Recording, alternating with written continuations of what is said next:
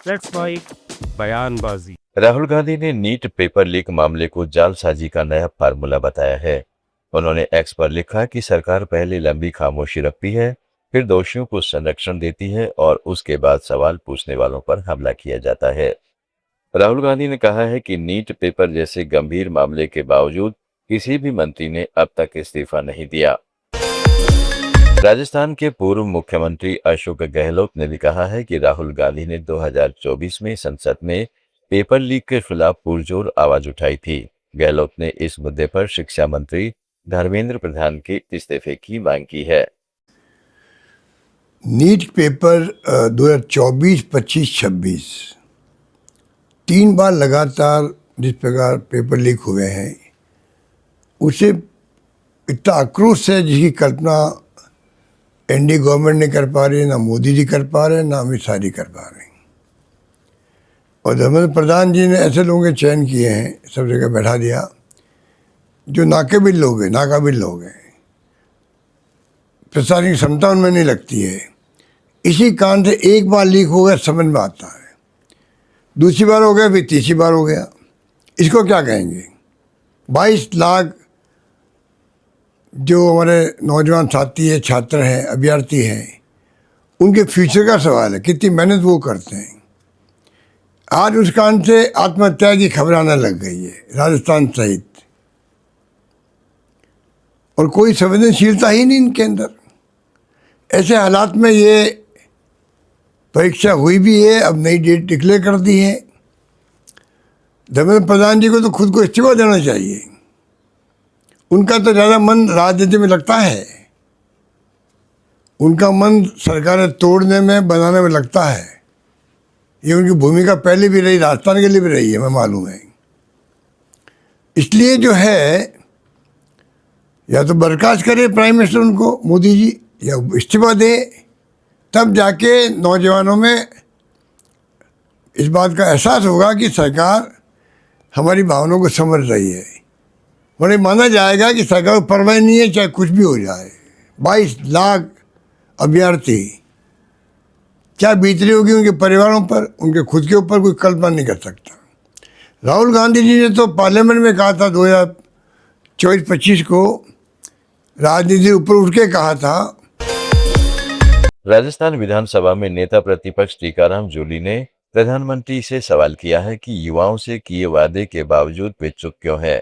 उन्होंने आरोप लगाया है कि शिक्षा मंत्री धर्मेंद्र प्रधान की जानकारी में लगातार पेपर लीक हो रहे हैं। नमस्कार, मैं टीकाराम जूली, नेता प्रतिपक्ष राजस्थान विधानसभा। मैं माननीय मोदी जी से पूछना चाहता हूं कि आपने युवाओं से बहुत बड़े बड़े वादे किए, उनके भविष्य के लिए बहुत बड़ी बड़ी बातें की। आपने राजस्थान के अंदर ये कहा कि मैं यहाँ के युवाओं का भविष्य बर्बाद नहीं होने दूंगा, लेकिन आज हो क्या रहा है? आप एक शब्द नहीं बोल रहे। नीट का पेपर लगातार तीसरी बार भी आपका लीक हो गया है। 5 बच्चे सुसाइड कर चुके हैं। आप एक शब्द नहीं बोल रहे। आपके मंत्री इस पे एक शब्द नहीं बोल रहे। क्या आप धर्मेंद्र प्रधान जी का इस्तीफा नहीं लेना चाहेंगे? क्या ऐसा मंत्री जो लगातार जिसकी देखरेख में 3-3 बार पेपर लीक हो गया, उसकी कोई जवाबदेही नहीं है, उसकी कोई जिम्मेदारी नहीं है? क्या वो इसी प्रकार से जिम्मेदारियों से बचते रहेंगे?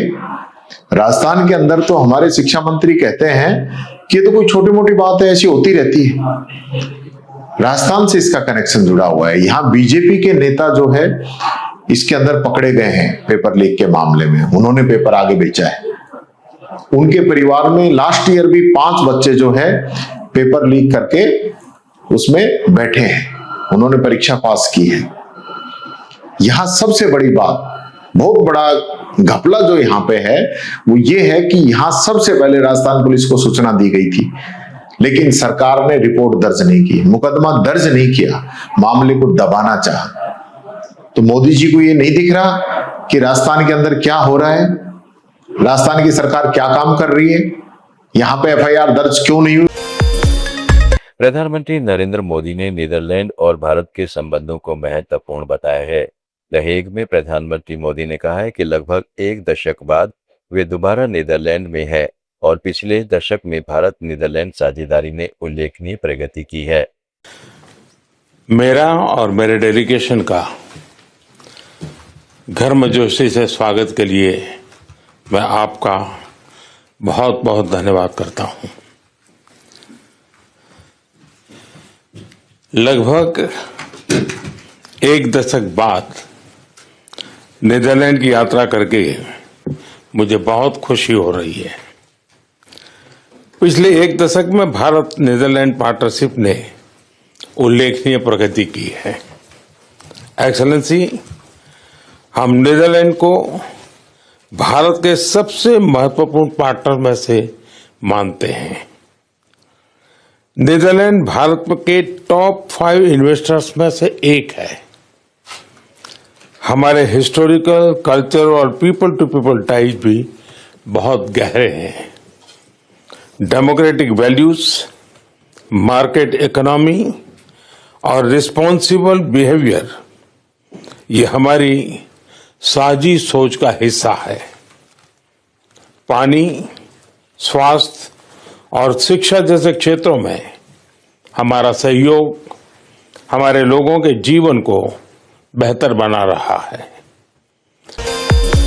सामाजिक कार्यकर्ता योगेंद्र यादव ने वोटर लिस्ट को लेकर गंभीर सवाल उठाए हैं। यादव के मुताबिक अब तक लगभग 6 करोड़ लोगों के नाम मतदाता सूची से हटा दिए गए हैं और करीब 4 करोड़ नाम और हटाए जाने की संभावना है। उन्होंने कहा है कि अगर यह सही है तो लोकतंत्र के लिए गंभीर चिंता का विषय है। ये रेड अलर्ट उन सबके लिए है जो देश के इनमें से किसी भी इलाके में रहते हैं। खबर ये है कि एक राजनीतिक चक्रवात आपके यहाँ आने वाला है। खबर है कि अब तक देश के 6 करोड़ लोगों का नाम वोटर लिस्ट से कट चुका है। खबर है कि आपके यहाँ भी आने वाले कुछ महीनों में 4 करोड़ नाम और कटने वाले हैं। खबर ये नहीं है कि चुनाव आयोग ने SIR का तीसरा चरण शुरू कर दिया है। खबर ये है कि 10 करोड़ वोटर की वोटबंदी होने वाली है। दुनिया के इतिहास की सबसे बड़ी वोटबंदी हम देख रहे हैं। उत्तर प्रदेश के मुख्यमंत्री योगी आदित्यनाथ ने कहा है कि राज्य को माफिया, गुंडों, दंगों और कर्फ्यू से मुक्त करने के बाद प्रदेश तेजी से विकास के रास्ते पर आगे बढ़ रहा है। कानून व्यवस्था में सुधार उनकी सरकार की प्राथमिकता रही है। उन्होंने दावा किया है कि पहले प्रदेश में अपराध और दंगों की घटनाएं आम थी, लेकिन सख्त कार्रवाई के बाद हालात बदले हैं। सरकार के पास लैंड होगी तो उसका उपयोग लोक कल्याण में होगा, और अगर सरकार की लैंड पर कोई कब्जा कर देगा तो एक व्यक्ति विशेष का कब्जा होकर के वह वहां पर अपने तरीके से उसका उपयोग दुरुपयोग करेगा। इसलिए सरकारी भूमि लोक कल्याण के कार्य में, विकास की परियोजनाओं की दिशा आगे बढ़नी चाहिए। और यही कारण है कि जब हम लोगों ने प्रदेश को माफिया मुक्त, गुंडा मुक्त, दंगा मुक्त, कर्फ्यू मुक्त बनाया है, तब अब उत्तर प्रदेश विकास के पथ पर तेजी के साथ आगे बढ़ रहा है। और जब विकास होता है तो रोजगार का सृजन स्वतः स्फूर्त भाव के साथ वहां से होता है। यह विकास की प्रक्रिया उसी क्रम में चलने वाली प्रक्रिया का हिस्सा है। यह विकास उसी से जुड़ा हुआ, उसी का एक पक्ष है, और उसी पक्ष को लेकर के आज हम यहां पर आए हैं। गोरखपुर वाराणसी मार्ग पर, गोरखपुर वाराणसी मार्ग आज से 10 वर्ष पहले तक गोरखपुर से वाराणसी जाने में 4 से 5 घंटे लगते थे। अब मात्र 2.5 घंटे में आप गोरखपुर से वाराणसी पहुंच सकते हैं, मात्र 2.5 घंटे, 4 लेन की कनेक्टिविटी। लखनऊ आज से 10 वर्ष पहले हम जाते थे तो लखनऊ जाने में हम लोगों को लगते थे 8 घंटे, आज 3.5 घंटे में हम लखनऊ की दूरी तय कर सकते हैं। देखिए, ये सरकार दूरी ही नहीं घटाती है, बल्कि जितनी तेजी के साथ दूरी घटती है उतनी स्पीड, बची हुई स्पीड को आपके विकास में लगा करके आपके रोजगार के सृजन में भी उसका उपयोग करती है। और विकास का कोई विकल्प नहीं हो सकता। उधर बिहार में आरजेडी नेता तेजस्वी यादव ने कहा है कि सरकार में अपराधियों की पैठ बढ़ गई है। उन्होंने आरोप लगाया कि सरकारी तंत्र और स्थानीय नेताओं के कुछ हिस्सों ने अपराधियों को संरक्षण दिया है, जिससे कानून व्यवस्था की स्थिति बिगड़ रही है। तेजस्वी यादव ने कहा कि बेगुनाह लोग डर के साए में जी रहे हैं। और जिनके खुद के ही मुख्यमंत्री पर जब गंभीर आरोप हत्या से लेकर के और भी गंभीर आरोप लगे हैं, फर्जीवाड़ा से लेकर के कई आरोप लगे हैं, तो आप क्या ही उम्मीद कर सकते हैं। हमने पहले भी प्रेस कॉन्फ्रेंस करके आपको इनके परिवारवाद का लगभग 18 ऐसे मंत्री हैं जो परिवारवादी लोग हैं। केवल परिवारवादी लोग और क्रिमिनल लोग जो है आप जानते हैं कि इस मंत्रिमंडल में शिक्षा मंत्री हैं जो फुकवाते हैं, और स्वास्थ्य मंत्री के बारे में हम कुछ कहना नहीं है।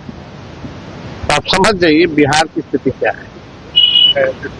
तो कोई उम्मीद नहीं है सरकार से, कोई विजन नहीं है, कोई रोड मैप नहीं। फोटोशूट चलता है दिन भर, 50 मीटर चलना है, फोटोशूट कराना है।